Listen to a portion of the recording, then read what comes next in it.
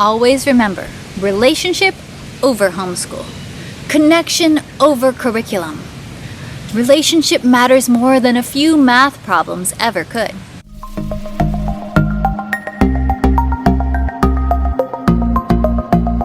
It sounds so good, so wholesome, so beautiful. This wisdom of always remember to choose the relationship. You can hardly open any form of homeschool social media without bumping into a reminder to remember to choose the relationship with your kids over the math, over the spelling test, over the dishes, because the relationship is what's more important. Hi, I'm Rachel from 7 and All, and yes, this is one of those videos that I've kind of am known for making, in which I'm inviting you to consider a different angle or a different way of thinking about the topic.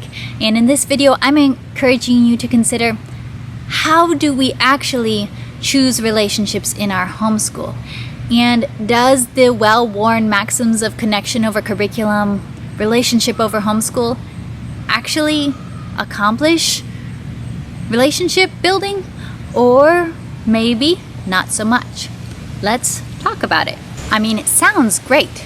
Who wouldn't pick a relationship over math or dishes? But let's dig a little deeper into what this homeschool proverb actually means. Because does mathematics, the abstract science of number, quantity, and space, actually damage relationships? Or does washing dirty dishes hurt relationships too? Let's describe a scenario or a picture that might be brought to mind by this homeschool maxim of relationship over homeschool. Let's imagine that a child has been assigned to finish a math lesson, and the mom notices that the child has not finished his math lesson, and so she says, hey, let's get a move on, let's finish this math lesson. There's more hours of daylight left, and we don't want to spend them all staring at a math page. And the child kind of whines and complains, and they can't do these problems. And so the mom says, okay, well, what questions do you have? Do you need some help understanding what you're supposed to do? And it turns out that no, the child does know what they're supposed to do with the problems, but they really don't want to. They're tired, or they're bored, or they see that their sibling already finished their math and is playing, and so they want to be playing too. And there's some whining, and there might even be a few tears at this point. And so mom, feeling like a saint, remembers the homeschool maxim, relationship over homeschool. A few math problems are no big deal in the grand scheme of life. And that this is all going on in her mind, and she's feeling like the homeschool saint that she is, and she says, okay, we're gonna close the math books. I think we've learned enough for today, and go ahead and play. Because there's no point in making a kid follow through on their responsibilities that they've been given. And more important to her that she has a good relationship with her child than that he does a few math problems. Forgive me if I sound harsh with my conversation here, but what if this kind of scenario and this kind of response from a homeschool mom is not actually choosing the relationship in the most effective way? I feel like this sort of scenario and this sort of response is false. I may be wrong, but I do want to challenge this approach to choosing the relationship and to offer an alternative. My suggestion is to interact with your child in such a situation so that your relationships and their relational skills are actually stronger and healthier after the situation. I've often heard, and I'm sure you have as well, that a half-truth is a whole lie. That saying encourages us to look at an issue from all sides, because if you've only got it partially right, you've got it all wrong. The choose the relationship part of this homeschool maxim is all right, 100% right. The relationship is the most important thing. The sneaky, tricky part comes in with how. How do you actually choose a relationship in times of conflict with your child, in times when you have given them a responsibility or a job to do, or maybe you have a job to do and your child is not appreciating you doing that job right now? How do you choose a relationship with your child? Must choosing the relationship mean dropping the conflict, dropping the issue, and doing hugs and kisses, and that's the way you choose the relationship? Or might there be other elements involved? I would argue that we aren't actually choosing the best for our relationships with our children when we allow them to not do their schoolwork or not do their work, or when we don't do our work for the sake of relationship. I don't think that that's actually teaching our kids the best relational skills and communication skills. How do relationships actually improve? How do they get closer? How do they get better? Is it by dropping conflicts? No, it's not.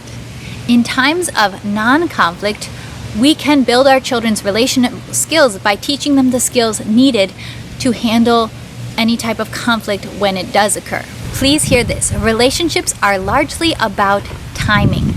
Teaching of skill largely happens in times of non-conflict. It's during times when you don't need that special skill. So during times of non-conflict with my children, I work on building the skills, the attitudes, and the boundaries that are needed during times of relational conflict. The more trendy advice seems to indicate that when you are in a time of conflict with your child, you simply need to realize that academics, chores, housework, whatever it is, doesn't really matter all that much. It's just the relationship that matters, and so give some hugs and kisses and drop the matter and move on with your life. But let me give you an analogy from the world of how machines work. When you have an appliance that sometimes works and sometimes doesn't work, how do you trace out the cause? In reality, relationships are a little bit more like electronics. Electronic appliances can sometimes have intermittent issues, and if you have an issue that's not occurring all the time but it occurs sometime, you're going to look for a weak place. Maybe there's corrosion in a wire, maybe there's something that's connected part of the time and it is kind of disconnected some of the time. There's some issue somewhere in the machine that's causing intermittent problems. When we have intermittent relational problems with our kids, there's some little problem somewhere in the machine, and we need to work on addressing that relational problem, that weakness. So we have intermittent relationship problems with our kids. Hopefully, they are not always throwing tantrums and giving us a great deal of grief about math, or about spelling, or about not getting the red cup, or about they wanted to sit at a different spot at the dinner table. But once in a while, we do have these relational conflicts. We have these intermittent relational issues. When we do see these issues, we should welcome the opportunity to see some little faults, to see some corrosion, to see some lack of connection within their value system that they hold for relationships.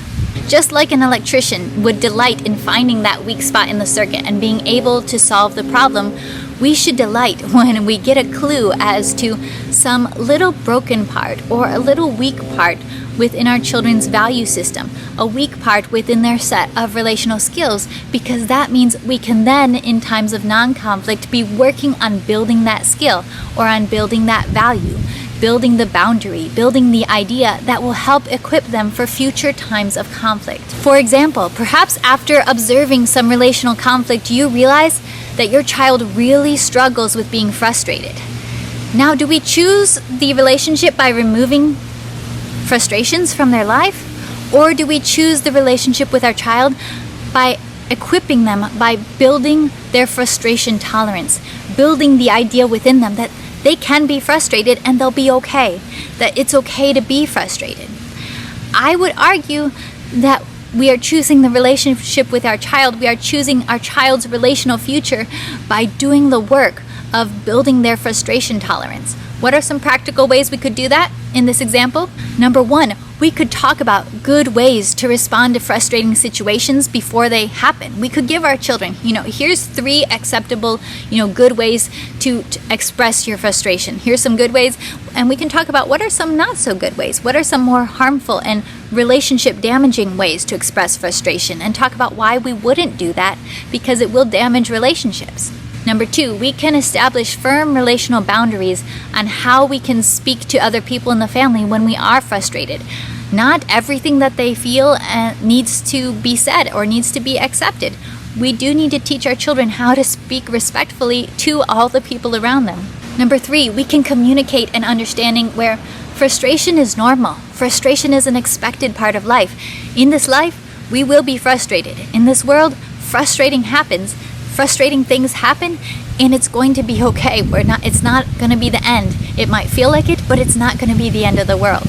We can also share with our kids the idea that practice builds skill. So that our children need to practice being frustrated. We can give them small opportunities that are naturally frustrating to them. School can be a great way to practice being frustrated. Practice handling frustration with grace, and praise your child when you see them growing in their ability to be frustrated and just handle it calmly. So in this case, I would say that things like math and spelling, which can often, English spelling, can often be very frustrating. These kind of school opportunities give us these mini scenarios where our children can build this skill of growing in their ability to be frustrated without being completely overwhelmed by it. Most of this kind of training should happen during times of non-conflict. Building values and establishing boundaries should happen before conflicts occur. But then conflicts occur. So how do you choose the relationship in the midst of conflict? In this sort of case, you embrace the opportunity to build upon the skills that you've already been talking about, that you've already been practicing. Okay, here's your math, and you really don't want to do your math right now. This is a work that you've been assigned to do, and you don't want to do it. You know what? Great. This is an opportunity for us both to choose the relationship. I'm going to choose you. I'm going to choose to encourage you in doing the right thing, in doing the work that you've been given. And you are also getting to choose to build your relational skills, the great and lifelong skill of being able to work even when you don't want to, because that is a skill that you will use forever. You get to choose the relational skill of trusting me as your parent, that I did not give you an insanely ridiculous amount of math homework. I just gave you a reasonable amount of math homework. You get to build that skill of trust. You can trust your parent to do what is right. You can trust your parent to give you a reasonable amount of math, not a ridiculous amount of math. Will this conflict episode finish without drama? Most likely not. There's often drama in the growth process. As parents, we should not be scared of drama. If our children fuss or whine or complain, we should kind of accept that as part of being a child, as part of the growing up process. They don't start perfect and accepting and learning everything on the first try, and neither do we, by the way. But as parents, we can calmly and firmly guide them on their maturation journey. We don't teach them to just, doing too much of what you don't want to do will harm our relationship. I don't need to be afraid that math can hurt my relationship with my kids, because it can't. What will hurt my relationship with my kids would be a lack of respect between us, would be a lack of the ability to communicate honestly and openly between us. There are things that deeply hurt the relationship between parents and children, but things like math, they are sciences.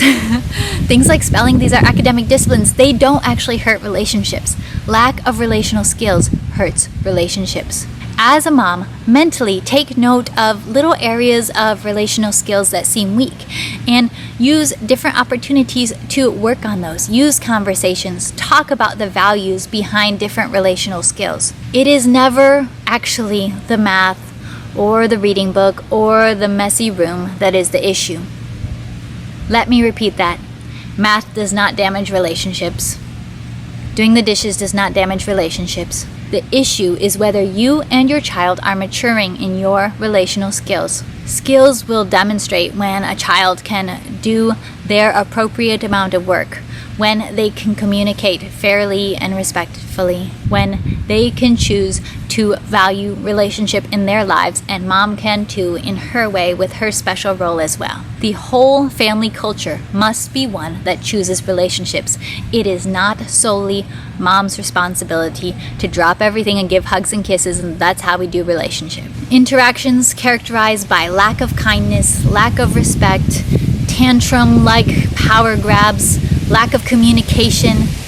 These are all things that need to be addressed, because they will destroy relationships and they will suck the joy out of homeschool. It's not actually the schoolwork that is the issue. It's its character and its heart behind it. Yes, don't give your kids ridiculous amounts of schoolwork, but I'm already assuming that you don't do that. So this is my challenge for you today. I'm trying to shift the perspective on relationship over homeschool and challenge you to look for opportunities in, yes, math class, in spelling, in language arts, to see how can this time together of working through these little frustrations as we're learning, of working through these little challenges, how can I use this to build my own relational skills and my children's relational skills, to build our value systems and our value for the relationships in our lives? How can schoolwork itself be a tool to grow in our relationships? because these relational skills will serve your children for an entire lifetime. Yes, much more than math and spelling and all that good stuff. All right. I hope that this gave you something to chew on and to think about. Thank you so much for taking the time to listen, and I will be seeing you next time. Bye.